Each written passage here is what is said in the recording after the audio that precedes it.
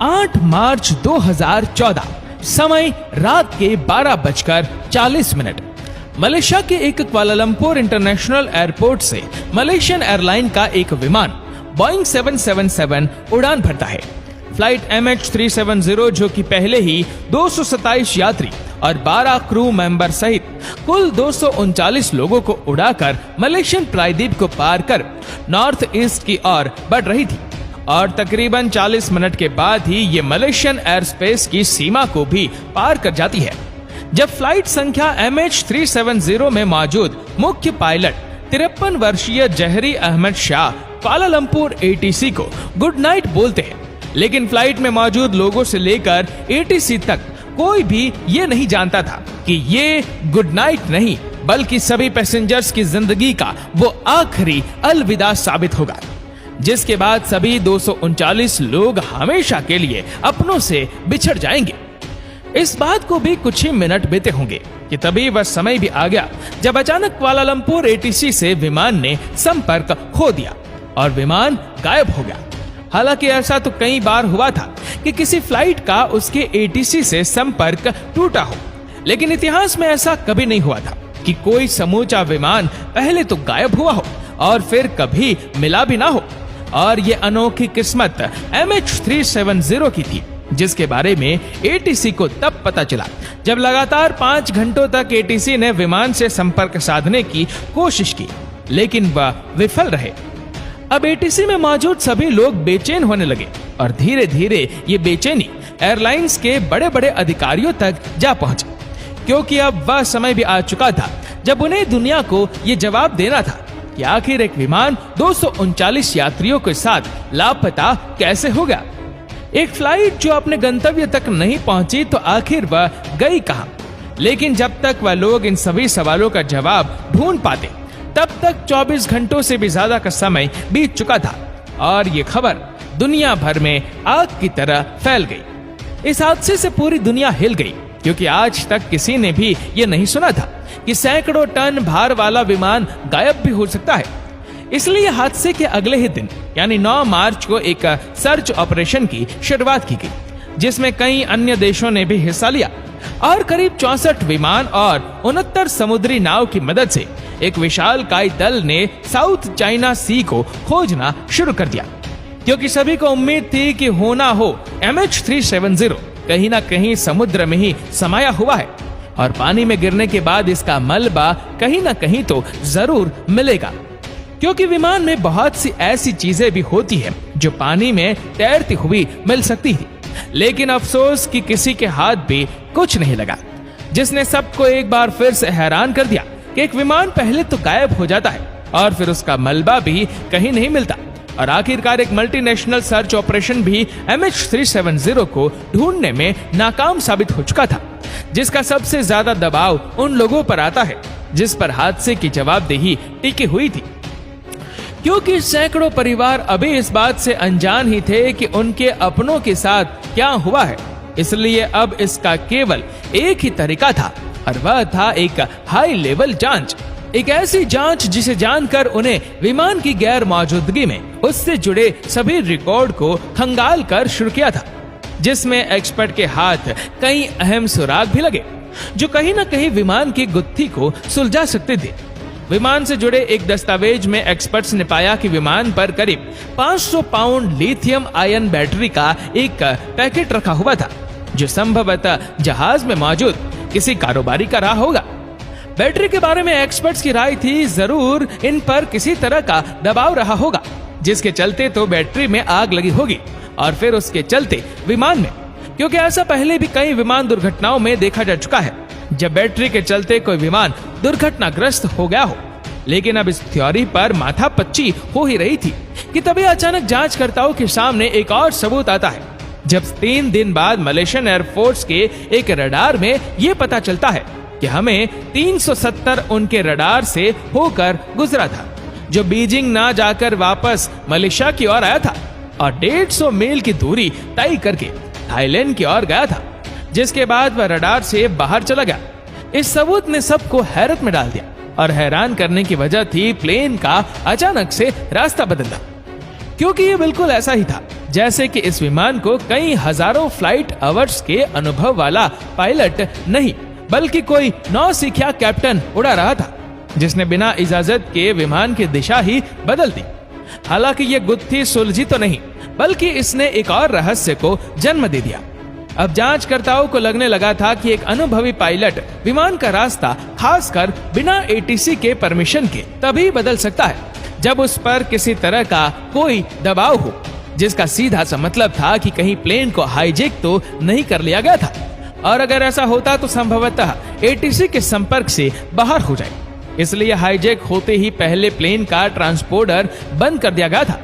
क्योंकि दोस्तों ट्रांसपोंडर विमान में लगा वह उपकरण होता है तो हजारों फीट की ऊंचाई पर रहते हुए भी विमान को एटीसी की नजर में बनाए रखता है। रफ्तार से लेकर ऊंचाई तक ट्रांसपोंडर के द्वारा विमान की सभी गतिविधियां पता चलती रहती है। ऐसे में इसका बंद हो जाना मतलब विमान का एटीसी से पूरी तरह संपर्क का खत्म हो जाना था, जो कि हुआ भी था। हालांकि ट्रांसपोंडर का बंद होना भी इस केस में असाधारण बात थी, क्योंकि आमतौर पर जब तक कि विमान दुर्घटनाग्रस्त नहीं होता तो विमान में लगे ट्रांसपोंडर में कोई खराबी नहीं आती। इससे ये बात निकलकर सामने आई कि ट्रांसपोंडर को जरूर ही मैन्युअली बंद किया गया था, किसी हाईजैक करके दबाव से या फिर खुद जहाज के पायलट की मर्जी से प्लेन हाईजैक हुआ था। ये शक तब गहराया जब MH370 में यात्रा कर रहे सभी यात्रियों के बैकग्राउंड को खंगाला गया, जिससे पता यह चला कि उस फ्लाइट में 2 व्यक्ति ऐसे भी थे जो संदिग्ध थे। 2 ईरानी व्यक्ति जो नकली पासपोर्ट की मदद से उस प्लेन में चढ़ने में कामयाब हुए थे, और संभवतः इन्हीं के चलते ट्रांसपोंडर को बंद किया गया होगा। लेकिन इस थ्योरी पर भी ये जब गहन अध्याय हुआ तो उसमें बहुत सी कड़ियां ऐसी भी थी जो जुड़ ही नहीं पाई। ऐसी ही एक कड़ी थी प्लेन हाईजैक की जिम्मेदारी, जिसे इसके गायब हो जाने के बाद भी दुनिया के किसी भी आतंकी संगठन ने नहीं ली थी, और तो और ना ही किसी तरह की कोई मांग की गई। वही दूसरा शक प्लेन के मुख्य पायलट अहमद पर भी गया, जिनके बारे में यह मशहूर था कि वह एक रंगीन मिजाज व्यक्ति है और अक्सर कॉकपिट में सिगरेट भी पीते हैं। ऐसे में कहीं उनके द्वारा किसी तरह की कोई चूक या फिर किसी अवसाद के चलते उनका बागी होना कहीं इस हादसे की वजह तो नहीं बना। इन सभी विषयों पर एक लंबी और गहरी जांच हुई, लेकिन अहमद के परिवार ने सभी दावों को जुठला दिया और बताया कि अहमद पिछले 18 सालों से मलेशियन एयरलाइन के लिए काम कर रहे थे, जहां उनका बहुत सम्मान था और उनकी गिनती मुख्य पायलट के रूप में होती थी। तो अब ऐसे में एक बार फिर वही सवाल आकर खड़ा हो गया कि आखिर ऐसा क्या हुआ? वह कौन था जिसने 239 लोगों वाले एक विमान को बीच हवा से ही गायब कर दिया?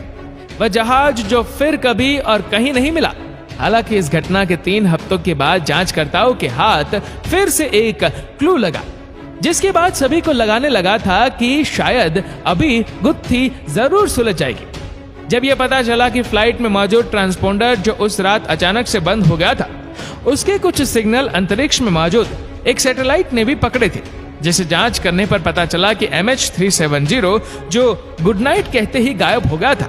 अलविदा कहने के बाद भी उस विमान ने तकरीबन 5 घंटों तक उड़ान भरी थी, लेकिन वह ना तो कभी बीजिंग पहुंचा और ना ही उस रास्ते के बाद मलेशिया के इर्द गिर्द पाया गया। तो जो क्लू इस गुत्थी को सुलझाने वाला था, उसने इस केस को और भी उलझा कर रख दिया कि विमान 5 घंटों तक उड़ता भी रहा, लेकिन फिर भी ये कहीं लैंड क्यों नहीं कर पाया, और अगर ये दुर्घटनाग्रस्त हुआ था तो उसकी जानकारी अब तक दुनिया के किसी भी कोने से क्यों नहीं आई। हालांकि जांचकर्ताओं ने इस क्लू को फिर भी हल्के में नहीं लिया और सैटेलाइट द्वारा बताए गए सिग्नल के आधार पर एक गहन जांच भी शुरू कर दी। लेकिन कई दिनों की कड़ी मेहनत का नतीजा भी आखिरकार शून्य ही निकला। लेकिन इस क्लू का ये फायदा जरूर हुआ कि अभी तक जिस हादसे का केंद्र साउथ चाइना सी को माना जा रहा था, इस जांच के बाद वह केंद्र इंडियन ओशन बन गया, क्योंकि सैटेलाइट के अनुसार ये विमान वापस मलेशिया की ओर आया था और फिर मलेशिया को पार कर इंडियन ओशन की तरफ आ गया था। इसके बाद लगातार 3 वर्षों तक इंडियन ओशन और आसपास जहाज को ढूंढने के कई प्रयास किए गए, जिसमें कई बार ये दावा भी किया गया कि उन्हें ये विमान के कुछ ऐसे टुकड़े मिले हैं जो MH370 के हो सकते हैं। लेकिन मलबे में मिले जहाजों के वो टुकड़े ना तो कभी MH370 से मेल खाए और ना ही कभी हादसे की गुत्थी को सुलझा पाए। और इस तरह से 3 साल में कई करोड़ों रुपए इस रहस्यमयी जहाज को ढूंढने में खर्च कर दिए गए, जिसमें 26 देशों के हजारों लोग और उनके संसाधन भी इस्तेमाल में लाए गए। लेकिन फिर भी ये विमान किसी के भी हाथ नहीं लगा, जिसके बाद आखिरकार ना चाहते हुए भी औपचारिक रूप से इस खोज को जनवरी 2017 में ये कहते हुए बंद कर दिया गया कि MH370 को ढूंढ पाना अब नामुमकिन है। उस विमान और विमान में बैठे हुए सभी 239 लोगों के साथ जो हुआ उसका हमें खेद है, लेकिन उसके साथ असल में क्या हुआ, वह मर चुके हैं या आज भी जिंदा है, ये बता पाना हमारे बस में नहीं है। जांचकर्ताओं और एयरलाइन अधिकारियों का ये आधा अधूरा निष्कर्ष सभी के लिए हैरान करने वाला था, जिसने सबसे ज्यादा दुख उन लोगों को पहुंचाया जो विमान में बैठे यात्रियों से जुड़े हुए थे। लेकिन इस निष्कर्ष के पीछे कहीं ना कहीं जांचकर्ताओं की भी अपनी मजबूरी थी, क्योंकि इस हादसे के पीछे कई अहम सवाल थे जिनका जवाब 3 वर्षों में कोई भी नहीं ढूंढ पाया था। जैसे कि उस रात को MH370 ने अपनी दिशा क्यों बदली, उसमें लगे ट्रांसपोंडर ने अचानक से काम करना क्यों बंद कर दिया,